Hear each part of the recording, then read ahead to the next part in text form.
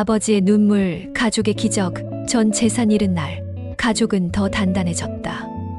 오늘도 여러분의 마음을 따뜻하게 만들어줄 실제 사연을 가져왔습니다. 저는 30년 동안 공장에서 일했습니다. 30살에 들어가서 60까지 단 하루도 빠짐없이 출근했죠. 매일 새벽 4시에 일어나 어둠 속에서 집을 나섰습니다. 30년 동안 결근, 지각 한 번 없이 매일 새벽 4시에 일어났다는 겁니다. 겨울이면 눈발을 맞고 여름이면 땀에 젖은 작업복을 입고 출근했습니다. 공장에서는 쇳가루 냄새, 용접 불꽃, 기계 굉음이 일상이었어요. 제 손은 갈라지고 굳은 살로 뒤덮였습니다. 구독, 좋아요는 영상 제작에 큰 힘이 됩니다. 밤늦게 집에 돌아오면 아이들은 이미 잠들어 있었어요. 하지만 저는 늘 아내에게 말했습니다. 애들한테는 아빠 걱정 말고 공부만 열심히 하라고 해. 제 삶에는 오직 한 가지 소망만 있었거든요. 가난 때문에 저처럼 학업을 포기하지 않고 자신만의 길을 걷는 것이었습니다. 아내는 말없이 제 곁을 지켜줬어요. 삶은 고단했지만 아이들이 하나둘 대학을 졸업할 때마다 둘이서 몰래 눈물을 흘렸죠. 평생 빠듯하게 살다 보니 남의 집 전세로만 살았습니다. 제 마지막 꿈은 바로 내 집을 갖는 것이었습니다. 30년 직장 생활을 마치고 퇴직금 2억 원을 받았어요. 그 돈은 제 평생의 땀과 눈물, 그리고 자존심이었습니다. 아내분이 이렇게 말씀하셨다고 하네요. 민철 아빠 포기하고 살았었는데 이제 우리 이름으로 된 집이 생기는 거예요. 그래, 전세금 조금만 보태면 가능하겠어. 30년 만에 드디어 우리 집을 가질 수 있게 생겼어. 설레는 마음으로 부동산을 찾아갔습니다. 중개인은 친절한 미소로 계약서를 내밀었죠. 아버님, 이런 매물 흔치 않습니다. 교통도 좋고 가격도 합리적이에요. 망설이면 금방 나갑니다. 순박한 김정남 선생님은 망설임 없이 도장을 찍었습니다. 그 순간 가슴이 벅차올랐다고 하네요. 평생의 땀이 드디어 희망으로 바뀌는 순간이라고 생각했거든요. 드디어 이사 당일날. 근데 제가 마련한 집에 또 다른 이사 차량이 세워져 있는 겁니다. 알고 보니 부동산 허위 매물로 유인한 전문적인 부동산 사기단 소행이었습니다. 망연자실한 상태로 경찰서에 접수하고 임시 거처를 급하게 마련했습니다. 그리고 얼마 후 경찰서에서 연락이 왔어요.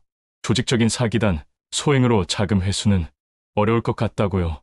퇴직금 2억 원, 평생 모은 돈이 단 한순간에 사라진 겁니다. 그 순간 제 눈앞이 캄캄해졌습니다. 아내에게 뭐라고 말해야 할지 모르겠더라고요. 여보, 이제 우리 어떡해? 미안하다. 내가 바보라서. 며칠을 잠도 못 자고 먹지도 못했고 멍하니 창문만 보고 있었는데 아빠, 이제 우리 차례예요. 아빠 혼자가 아니에요. 아버지가 우리 위해 평생 희생하셨잖아요. 이번엔 우리가 아버지를 지킬 겁니다. 저 이번에 회사에서 프로젝트 맡았어요. 성과 잘 내면 보너스가 커요. 다시 시작할 수 있어요. 저도 알바도 하고 몰게요. 아빠, 제발 포기하지 마세요. 그 순간 깨달았어요. 돈은 사라졌지만 가족은 남아있구나. 아니, 오히려 더 단단히 하나가 되어 있구나. 하지만 현실은 여전히 냉혹했습니다. 60 넘은 나이에 재취업은 쉽지 않았거든요.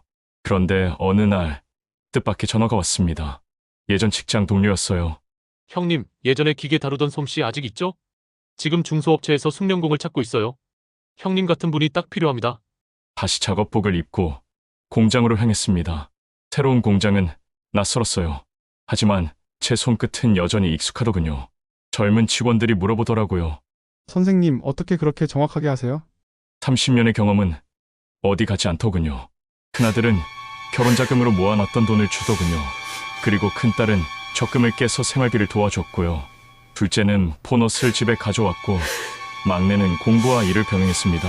가족 모두의 손길이 모여 드디어 작은 아파트를 마련할 수 있었어요. 그 집은 크지도 화려하지도 않았습니다. 하지만 세상에서 가장 값진 집이었어요. 이 집은 내가 아니라 우리가 함께 만든 집이었습니다. 그때 온 가족이 서로를 끌어안았답니다. 눈물이 흘렀지만 그 눈물은 기쁨의 눈물이었어요. 제 인생은 사기로 무너질 뻔했어요. 그런데 무너진 건 돈이었지 가족은 아니었더라고요. 오히려 가족은 더 단단히 하나가 되었고 그 속에서 진짜 기적이 일어났습니다. 30년 동안 일하며 제가 배운 게 하나 있어요. 돈은 잃을 수 있지만 가족은 절대 잃으면 안 된다는 거예요. 여러분, 어떠세요? 김정남 선생님의 이야기를 들으니까 어떤 생각이 드시나요? 우리는 때로 물질적인 것들을 잃을까봐 두려워하며 살아갑니다. 돈, 집, 명예. 이런 것들이 인생의 전부인 것처럼 느껴질 때가 있어요. 하지만 김정남 선생님의 진짜 소중한 건 돈이 아니라 사랑하는 사람들이라는 것을요. 가족이라는 것을요. 김정남 선생님은 전 재산을 잃었을 때 가족들은 더 단단해졌습니다. 서로를 더 사랑하게 됐어요. 그리고 함께 힘을 합쳐 다시 일어섰죠. 정말 아름다운 이야기가 아닌가요? 혹시 지금 힘든 시간을 보내고 계신 분들이 있다면 김정남 선생님의 이야기를 기억해 주세요. 진짜 소중한 것들은 절대 잃어버리지 않는다는 것을 말이에요. 김정남 선생님, 이런 감동적인 이야기를 들려주셔서 정말 고맙습니다. 그리고 김정남 선생님 가족 모두 앞으로도 건강하고 행복하시기를 진심으로 바라겠습니다. 여러분도 오늘 집에 가시면 가족들에게 사랑한다는 말 꼭 전해보세요. 그것만으로도 세상에서 가장 부유한 사람이 될 수 있을 테니까요. 다음 시간에도 감동적인 이야기로 찾아뵐게요. 그때까지 모두 건강하시고 행복하세요.